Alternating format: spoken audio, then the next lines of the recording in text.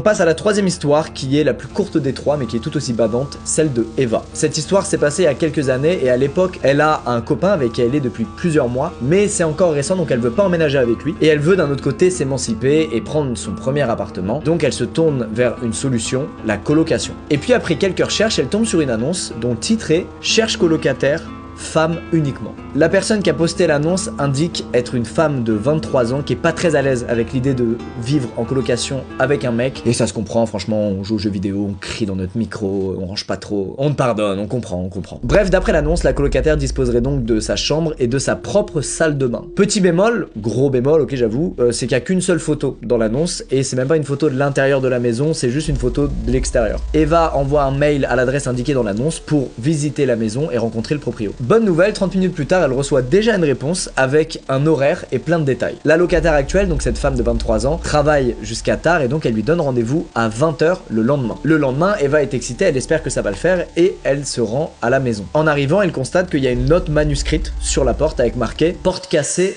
passez par l'arrière ». On a connu des visites qui commencent mieux que ça quand même. Elle fait donc le tour de la maison et là elle constate que l'endroit est un peu désordonné. Genre le gazon est pas tondu, c'est très haut, les fenêtres sont sales, il y a beaucoup de poussière, mais bon c'est potentiellement pas un problème pour Eva qui est prête à nettoyer tout ça quoi. Elle frappe donc à la porte arrière et quelqu'un lui ouvre. Un homme de 50 ans.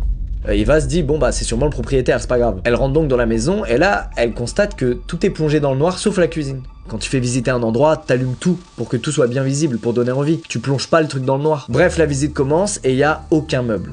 Zéro, rien. Le proprio est poli, il répond à ses questions, il lui explique que s'il n'y a pas trop de meubles, c'est parce que la locataire actuelle vient d'arriver. Il lui explique aussi qu'elle a été retenue au taf et que donc c'est lui qui se charge de lui faire visiter l'endroit. Mais il a l'air agacé quand Eva allume une lumière un peu trop longtemps. Et aussi il a l'air un peu speed quoi, la visite c'est bon voilà la chambre, voilà ci, voilà ça, il bombarde. La visite continue, Eva découvre donc toutes les pièces de la maison. En revanche il y a une porte que le propriétaire refuse d'ouvrir. Il explique que c'est la chambre de la locataire actuelle, donc celle qui a posté l'annonce et qui veut pas enfreindre sa vie privée. Honnêtement, ça se tient, c'est sympa. On approche de la fin de la visite et en retournant dans le salon, Eva constate que sur la porte d'entrée, il y a une planche clouée. Ce qui veut dire que la porte est bel et bien cassée. À partir de là, Eva se dit que ça fait quand même beaucoup de trucs chelous qu'elle constate depuis qu'elle est là. Et donc, elle essaie de mettre fin à la visite tout en restant polie. Elle commence donc à remercier le proprio pour la visite et ce dernier lui dit « Bah attends, il reste un endroit à voir, c'est le sous-sol ».